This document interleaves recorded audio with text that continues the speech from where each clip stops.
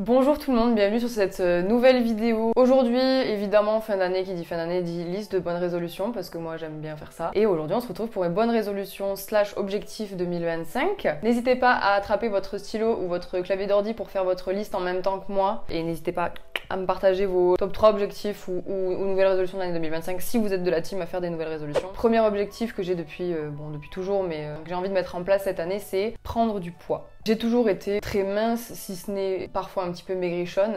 C'est ma morpho qui est comme ça, c'est une phrase de je sais. Donc j'ai un objectif de poids entre plus 7 et plus 10 kilos sur une année. Évidemment, avec du sport et de l'alimentation, je trouverais ça pas mal. Voilà, mon premier objectif, prendre du poids. Toujours dans l'aspect santé, et là on va parler d'un truc qui est pas bien du tout. J'aimerais arrêter de fumer. Alors techniquement, j'ai déjà commencé, mais quelques fois en soirée, je taxe par-ci par-là. Ça m'est arrivé 2-3 fois. Donc j'ai pas complètement arrêté, je suis pas encore complètement sortie de ça. Mais ça se régule petit à petit, je le vis mieux. Mon objectif à terme sur l'année 2025, c'est de ne plus fumer du tout. Ça, c'est mon objectif. Je me laisse un an pour peaufiner, on va dire, le travail que j'ai déjà commencé. J'ai déjà arrêté. J'ai une application Quit. J'ai une application qui met les stats de combien de clopes t'as pas fumé, l'argent économisé, etc.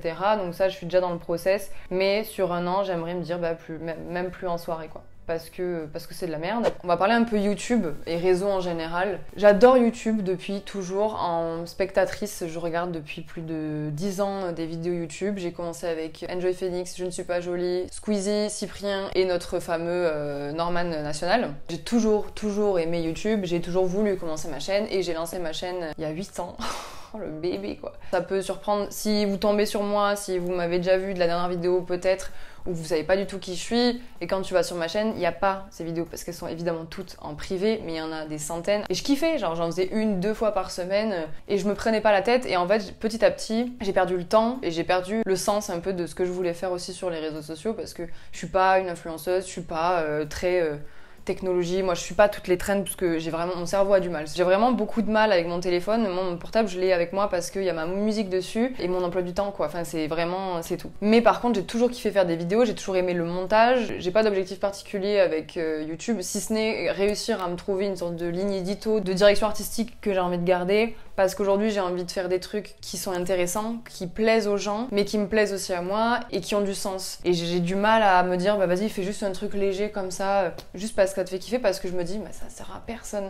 Oui, je fais ça pour moi, mais en fait, s'il y a rien derrière, s'il y a aucun impact, s'il y a pas une personne que t'as diverti ou aidé, bah pour moi, ça sert à rien. Donc du coup, j'ai du mal à trouver cet équilibre entre faire, réfléchir un peu sans trop me poser trop de questions et juste réussir à poster. L'idéal, ce serait une vidéo par semaine, mais c'est énorme, je trouve, avec la vie active qu'on a aujourd'hui, le boulot, la fatigue, soit ça, soit une toutes les 2 semaines où j'arrive à sortir des trucs. Donc voilà, mon projet 2025, c'est relancer YouTube comme j'aimais le faire avant. Moi, ma question pour vous, c'est qu'est-ce que vous vous attendez de 2025 sur YouTube? Qu'est-ce que vous avez envie de voir sur YouTube en 2025, sur les gens que vous suivez ou des gens que vous avez envie de découvrir? Voilà, des trucs un peu chill, des sujets abordés, je ne sais pas. Là, on est plus sur un truc vraiment perso que j'ai jamais réussi à faire et c'est trop bête. J'aimerais beaucoup réussir à mater genre un film par semaine. J'ai tendance à mater les mêmes trucs en boucle. J'ai un problème avec ça et je sais que je suis pas seule. Découvrir quelque chose? Pourquoi faire? Non. Je vais regarder Friends pour la 12e fois cette année et puis on passera le temps comme ça. J'ai vraiment ce cerveau que j'ai besoin de voir un truc que je connais déjà, ça me rassure. Mais quand je découvre des nouveaux films, je me dis putain, il est trop cool. Bah ça se trouve, il y en a d'autres milliers qui sont trop cool et que je connais pas parce que j'ai pas trop creusé. Donc mon but ce serait de mater un film, genre un nouveau film chaque semaine que j'ai pas vu, pas en téléchargement évidemment, en streaming que je paye. Dans le même esprit, j'aimerais beaucoup reprendre la lecture. Ah, j'ai oublié ma liseuse, je voulais vous la montrer. Moi je suis ravie de notre génération parce qu'on a vraiment le BookTok là. Moi j'adore parce que ça donne plein d'idées de livres. Moi j'avais une addiction, c'est d'acheter des bouquins et de pas les lire. Parce qu'évidemment j'en achetais 4 par 4, à 20 balles chacun, attention. Mais en fait je lis très lentement, je lis rarement. J'ai beaucoup de mal à me concentrer quand je lis, donc je relis les mêmes phrases en boucle. Donc ça me prend une énergie folle et ça me gonfle très vite. J'arrive pas à visualiser ce que je lis, donc je comprends rien. Enfin bref, je sais que dans cette vidéo j'ai l'air vraiment d'être débile, mais c'est juste que mon cerveau il est un peu lent quoi, sur certains trucs. À force qu'on me parle de oui, les liseuses, oui, truc, oui mais moi j'aime bien avoir le livre, le papier, j'aime bien acheter le livre pour l'objet. Et je me suis dit écoute, vas-y, tente. Donc je me suis acheté une liseuse, qui est juste là mon bébé. Je saurais même pas vous dire laquelle c'est. C'était une sorte de seconde vie, genre à la Darty, je crois. Et j'ai téléchargé 50 livres et genre j'ai lu, je sais pas, 15 livres en 2 semaines. Alors j'étais sans emploi, hein, qu'on se le dise, mais je passais ma journée dessus comme un nouveau gadget quoi. Du coup mon objectif c'est dans l'idéal, parce que maintenant je travaille, aujourd'hui je travaille et j'ai racheté une Switch donc j'ai des choses à faire.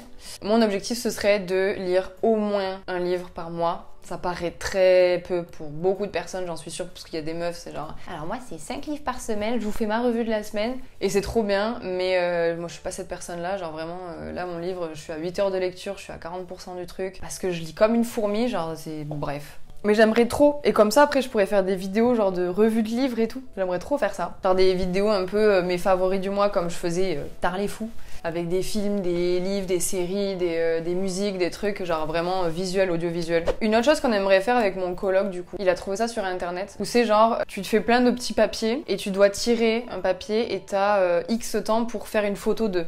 Tu dois photographier un papy qui joue aux échecs, tu vois, un truc un peu visuel. Le premier qui réussit à le faire dans le mois, il a gagné, il envoie la photo à l'autre, je sais pas. Et du coup, à la fin de l'année, ça te fait un peu le défi challenge photo. C'est pas mon idée, mais je la trouve très cool. Et moi, du coup, qui rejoindrait mes nouvelles résolutions, ce serait de faire plus de photos et plus de vidéos des moments de vie que je partage pour, moi, je sais pas, me faire des diaporamas à la fin ou de sortir des photos papier, enfin, tu vois, genre, truc cool, quoi.